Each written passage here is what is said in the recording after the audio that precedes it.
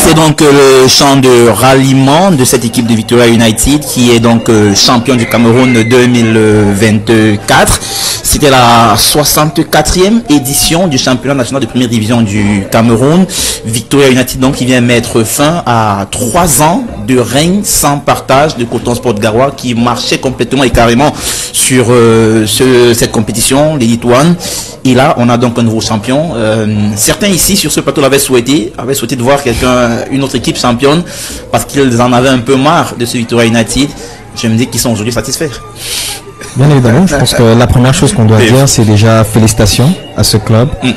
Félicitations aux champions parce que c'est jamais évident d'être champion à la fin d'une saison. C'est vrai que ça apporte un vent de fraîcheur parce qu'on avait l'habitude d'avoir Coton Sport qui était tout le temps champion. Mais aujourd'hui, on a vu une équipe nouvelle. C'est peut-être pas l'équipe qu'on imaginait au départ du championnat, mais elle a su au fil du temps s'imposer.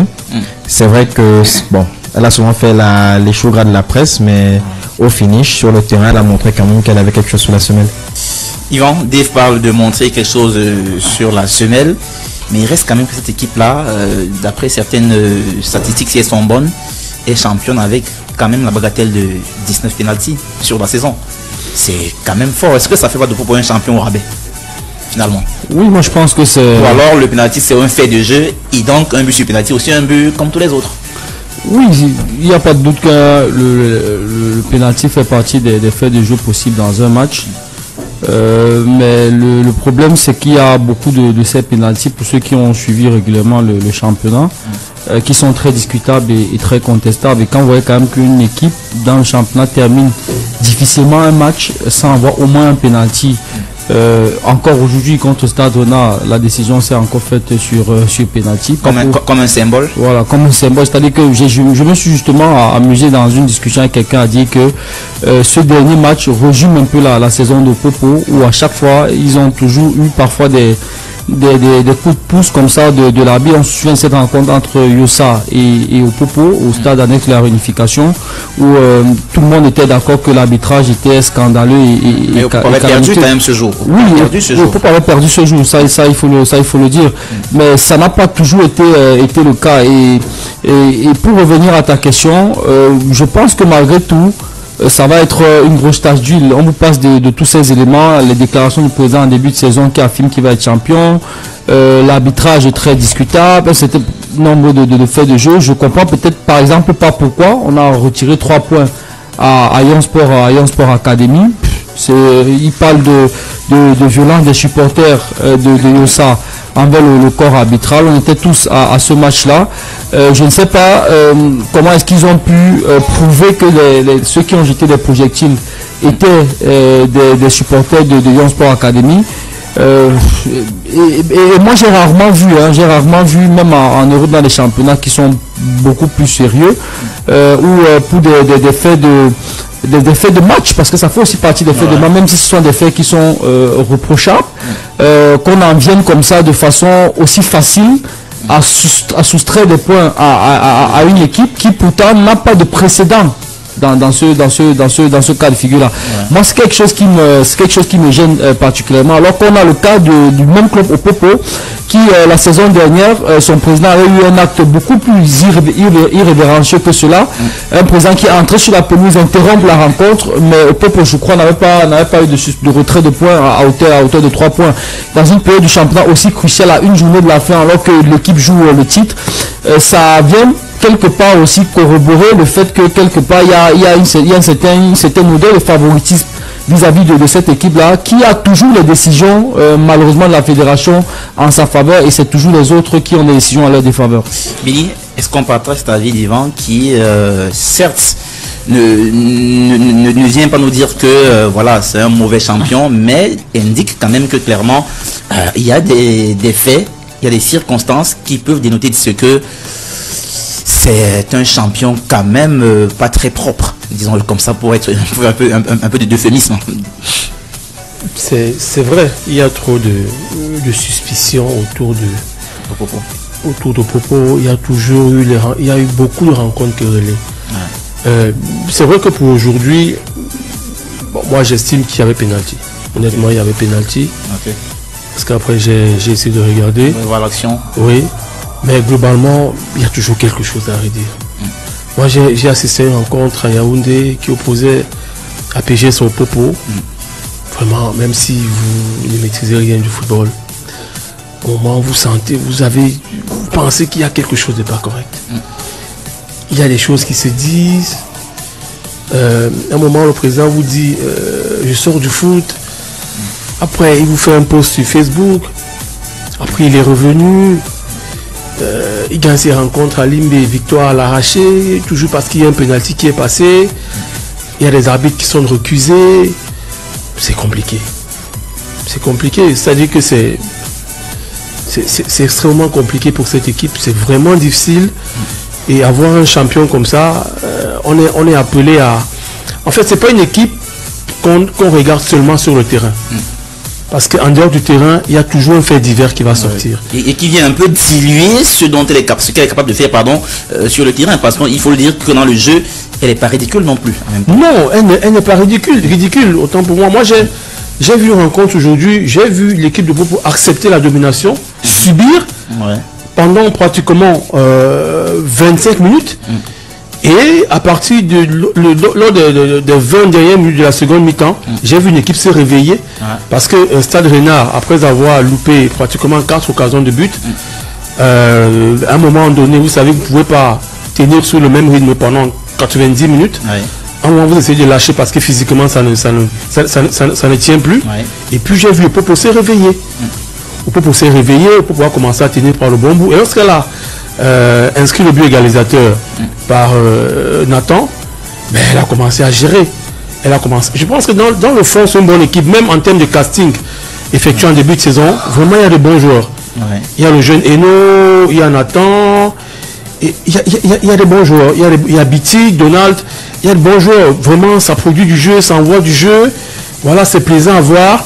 Mais après, il y a des choses aussi à redire parce qu'à un moment donné, on suspecte toujours quelque chose de pas correct. Est-ce que finalement cette équipe n'est pas victime de la très grosse ambition de son président qui en début de saison va devant la télévision et dit je serai champion du Cameroun? Est-ce que quelque part la réflexion des uns et des autres n'est pas conditionnée par cet élément-là qui aujourd'hui leur pend un peu au-dessus de la tête? Je pense qu'il n'y a rien de mal à avoir de l'ambition. Parce que très clairement, quand il dit j'ai l'ambition de gagner, ça peut être je serai champion. Ça peut être justement de l'ambition, essayer de galvaniser ses troupes, ou alors ça peut être interprété d'une autre manière. Et effectivement, je me dis l'attitude ou bien le comportement du président Kone, qui est assez singulier, on a eu le mérite de le souligner ici, peut justement avoir un effet sur l'image même de son club, parce qu'aujourd'hui, il cristallise toute l'attention de son club. On ne va pas retenir le fait que Popo produise du beau jeu. On ne va pas retenir le fait de voir un joueur comme Jude Eno, parce que tout le monde aujourd'hui s'attarde sur Nathan Douala. Mais un joueur comme Jude Eno, pour moi, je serais content de le voir dans les CAN U17, dans les sélections U17. C'est un joueur qui a montré des choses très très très intéressantes. Mais on va cristalliser l'attention sur le président de Popo, ses déclarations, et effectivement, au bout d'un moment, ça peut justement avoir cet impact-là. Ça me rappelle un peu Louis Nicolan de Montpellier, paix à son âme. Je trouve qu'il est assez particulier comme personnage. Il a beaucoup de passion. Parfois, il faudrait qu'on essaie de canaliser cela, encore une fois, pour éviter qu'on puisse avoir ce genre de réflexion. Parce que tout le monde aujourd'hui va vous dire au Popo champion, mais avoir le constat que tu as le mérite de souligner en disant est-ce qu'il n'y a pas une suspicion? Mais je dis c'est une équipe pour moi qui a montré des choses intéressantes et il ne faudrait pas justement voir le loup partout, quoi. Oui, c'est vrai qu'il y a eu beaucoup de faits extra-sportifs. Il y a eu des voices qui ont circulé au-delà des déclarations du président de ce club-là. Et tout ça, clairement, comme vous le soulignez tous ici, chacun vient un peu déteindre un peu sur le mérite qu'on pourrait leur accorder après ce sacre-là. Mais cette équipe, revenons un peu sur elle, dans sa constitution, on a vu qu'elle est faite de beaucoup de jeunes joueurs. Vraiment, c'est de mémoire même, je me souviens pas d'une équipe au Cameroun en première division qui est autant de jeunes de moins de 20 ans qui constituent son 11 entrants de façon un peu, majoritairement, voilà, je veux dire. Est-ce que quelque part, c'est pas aussi à mettre en lumière, est-ce qu'il faut pas oublier aussi tout ce qu'on dit d'extra sportif, de suspicieux, de suspicion et autres, et se dire que, voilà, pour une fois, on a quand même vu une équipe qui fait la promotion des jeunes et qui nous produit sur le terrain un spectacle un peu attractif. Bon, déjà, moi, je suis pas d'accord sur le caractère attractif du spectacle. Moi, j'ai regardé plein de matchs de Popo cette saison.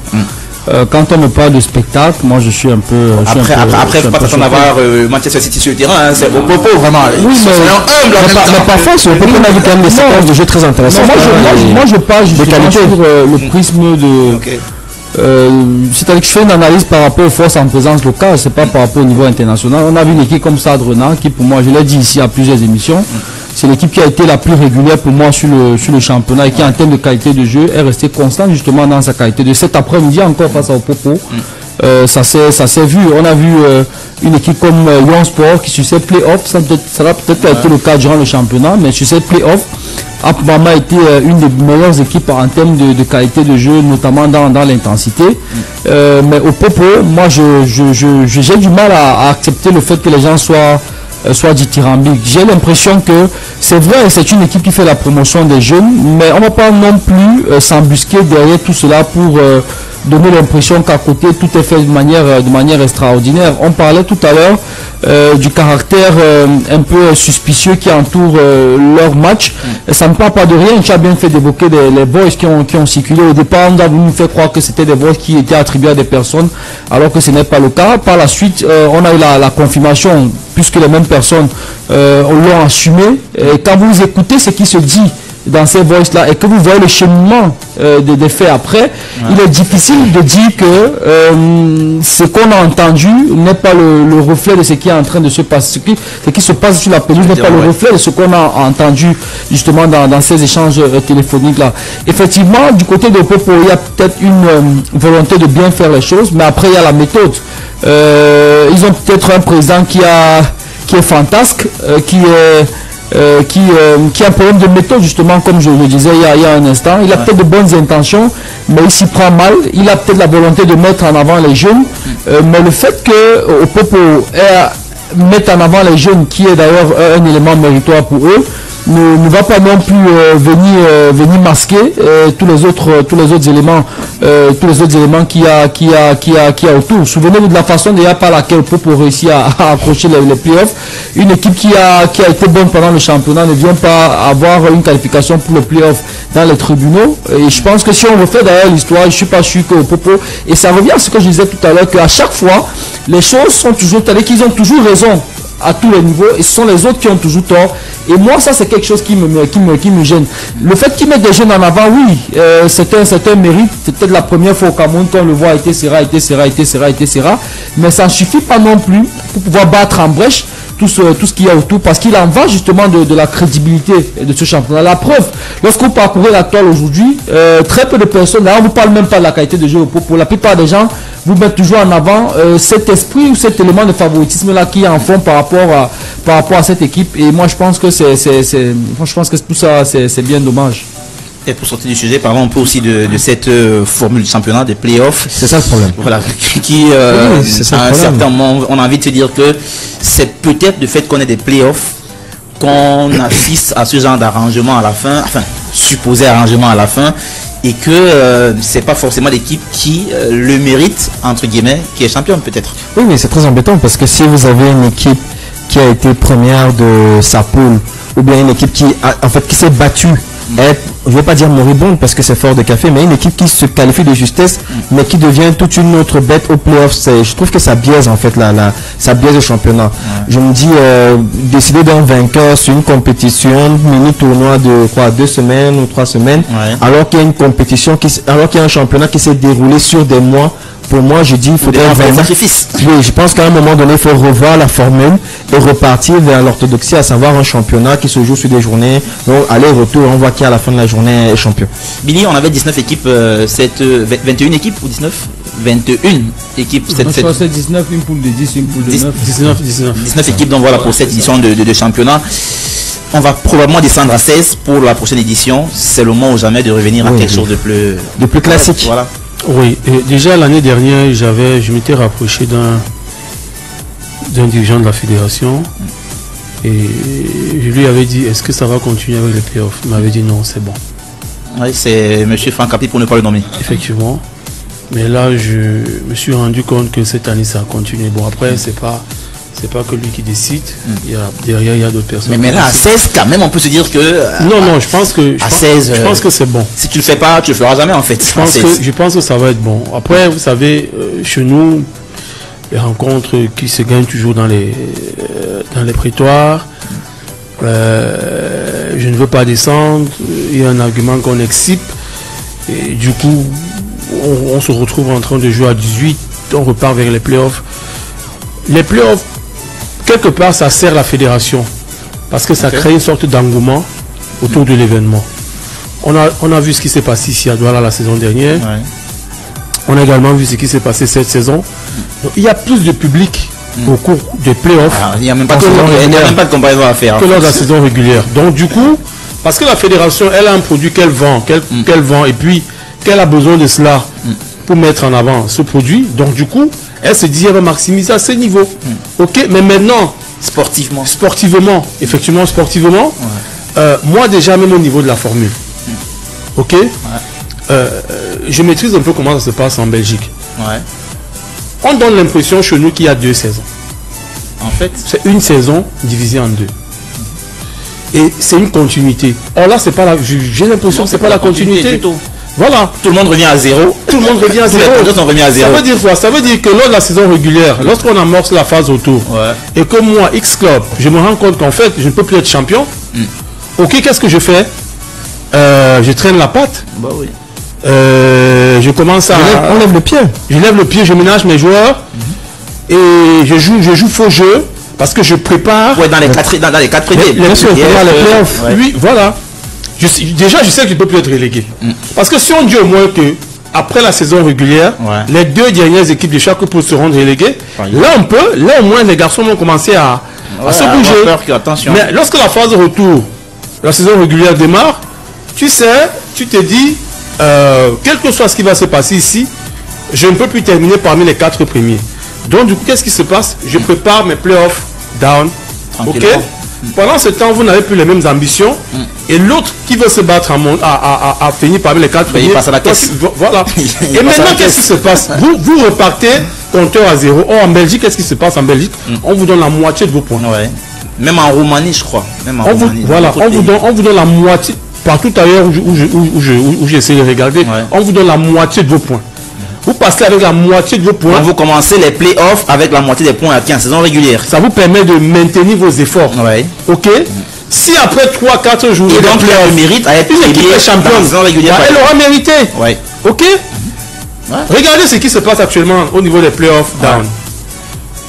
Vous avez une équipe comme Fortuna qui peut se maintenir. Ok. Alors que derrière, vous avez une équipe peut-être comme Fovu de Baham qui peut être reléguée. Alors qu'à la fin de la saison régulière, les 2 équipes n'avaient pas le même nombre de points. Parce que dans ces équipes, je prends le cas de l'Union de Douala. Heureusement que l'Union fait une bonne saison. Mais l'Union était à 2 doigts de se qualifier si elle n'avait pas perdu à la dernière journée contre la Dynamo de Douala. Parce qu'elle a perdu, elle s'est retrouvée en train de jouer les playoffs down. Mais là, l'Union peut se voir reléguée. Ok. Et une équipe qui était dernière de sa poule est maintenue. Pour moi, c'est pas correct. Après, je peux être prétentieux. Il y en a qui maîtrisent mieux les choses que moi. D'ailleurs, on leur a confié la gestion et l'organisation de ces compétitions-là. Mais moi, le modeste consultant que je suis pense que cette formule-là, si on va continuer ainsi, il faudrait la revoir. Il faudrait donc revoir cette formule. Je pense qu'on est tous d'accord là-dessus et que la fédération qui a promis la saison dernière déjà de passer à quelque chose de plus classique n'aura plus d'autre choix cette fois-ci avec 16 équipes. À 16 aussi, au niveau de de la compétitivité, je pense que ça va aller parce que c'est 30 journées. Ouais. Alors que là, même avec les playoffs, on n'est pas à 30 matchs joués. Moi, je suis presque sûr qu'on va encore vous créer notre formule de playoff. De toutes les façons, on souhaite qu'il fasse une formule comme je l'ai dit tantôt, c'est un effet marketing pour la fédération. Il va y avoir cela 3 semaines par là. Ici, nous parlait d'ambition, enfin, de cette volonté de se faire beaucoup plus d'argent et tout le reste. Et que c'était là le seul motivation. Le seul intérêt des playoffs, c'est l'engouement derrière financier. C'est les finances, c'est même pas c'est les finances. Parce que la fédération accuse de grosses tensions de trésorerie. Regardez, ils ont multiplié les playoffs.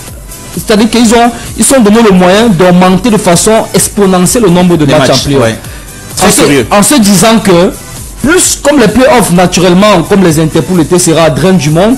Et donc la saison dernière, on a eu, je crois, 6 matchs pour se faire de l'argent. Là, on en aura peut-être 18. Et donc on aura beaucoup plus d'argent. C'est la seule raison. Et je peux vous assurer que d'ici à la saison prochaine, si la fédération par extraordinaire avec le championnat Brinque-Ballant qui vient d'organiser réussit à décrocher un contrat de sponsoring, d'abord que j'apprends que MTN, ils sont un peu un pied dedans, un pied dehors, c'est pas sûr que la saison prochaine ils seront là du fait de la désorganisation et de beaucoup de problèmes qu'il y a eu au sein de l'organisation de ce championnat là. Et donc si la fédération ne réussit pas à ramener, s'ils sont même d'ailleurs là encore, s'ils réussissent pas à ramener un sponsor qui leur permet justement de maintenir comment dire, le standing ou alors l'organisation de cette compétition là, où est-ce qu'ils iront chercher l'argent? Regardez les ligues régionales. Combien de ligues régionales aujourd'hui, départementales, ont lancé le championnat? On a essayé de se diriger vers la fin de la saison sportive, mais il y a peut-être que 2 ou 3 ligues régionales qui ont démarré le championnat sur 10 ligues. Les 7 autres ligues n'ont pas démarré. Pourquoi? Parce qu'il n'y a pas de l'argent. Le littoral, par exemple, ils ont lancé la première journée. C'est qu'ils ont même pas la première journée, ils ont joué le match d'ouverture du côté de la Sanaga Maritime. Et on est en train d'aller à 2 semaines sans que la première journée du championnat ne se soit jouée, alors qu'il y a eu le lancement du championnat. Pourquoi? Parce qu'il n'y a pas d'argent pour organiser tous ces championnats. Et cet argent doit venir où? De la fédération. Et donc d'ici à la saison prochaine qui va démarrer peut-être en août, fin août ou début septembre, je ne sais pas comment la fédération va faire pour pouvoir avoir tout cet argent là. C'est pourquoi je pense que très probablement on risque encore vous sortir une autre formule la saison prochaine qui va faire qu'on va jouer les playoffs et vont toujours trouver des explications. Parce que là, on a eu 19 équipes. La fédération elle a dit que lorsqu'ils s'est excusé pour les reines de la fédé, ils nous ont dit qu'après la première année, on ira dans un championnat à une poule. Là, nous sommes à la 3e saison, on n'a toujours pas un championnat à une poule. Et là, la compétitivité des clubs en prend un coup. Parce que avec cette formule, un club joue au maximum, je crois. Un club comme Popo qui est champion. Non, ils vont pour ne pas te couper, je pense que c'était clair au départ que durant 3 années, on va mettre sur pied un processus qui va nous faire passer à 16. Moi, je suis sur la formule des poules. On n'est pas obligé de jouer en poule pour réduire le nombre d'équipes. Ouais. Là, on avait 19, on peut jouer un championnat à 19 clubs en une poule. Ça fait 36 matchs. Quitte à ce qu'à la fin, 5 clubs descendent comme c'est en train d'être le cas. Mais moi, je suis au niveau de la compétition. Je trouve ce que tu dis beaucoup plus potable. Oui, mais si on va avancer dans notre émission. Parce que là, on peut porter champion. Ils se connaissent dans la poule de 9 ou la poule de 10. Dans tous les cas, tu es la poule de 9. Tu as joué en phase régulière, 9 matchs x 2, 18 matchs. Là, tu viens de jouer encore 7 matchs, 18 plus 9, plus 7, tu as 25 matchs maximum. Alors qu'avec une poule, avec un championnat en poule unique de 19, tu as un minimum 36 matchs. Quitte à ce qu'après, il trouve encore un moyen, s'il veut avoir beaucoup plus d'argent, de jouer des playoffs. Notre invité donc est déjà calé, il est en ligne. On va prendre une toute petite transition et revenir le prendre. Mais avant la transition, juste pour donner une information de nos confrères de LN Foot qui disent David Pagou et Thomas Nkono assisteront Marc Brice dans la tanière des Lions Indomptables. C'est une information LN Foot, MSI aussi, MSI aussi, voilà, qui est là aussi annoncé. Donc on va attendre de voir de toute façon comment est-ce que ça va se passer dans l'avenir. On prend la transition et on revient pour prendre notre invité qui est déjà en ligne.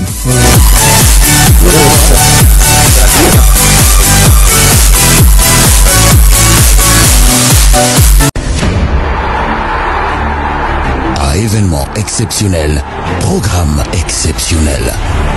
Mais oui, le meilleur du foot. Le 11 entrant. L'émission qui dit tout haut ce que le monde du football pense tout bas.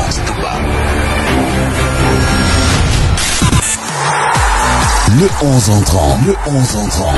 Une émission diffusée en direct et en simultané sur CFoot et Njambo FM tous les jeudis entre 21h et 22h30. Suivez-nous également sur nos plateformes digitales Facebook, Twitter, Instagram, YouTube et TikTok CFoot Cameroun. 11 entrants. 11 entrants.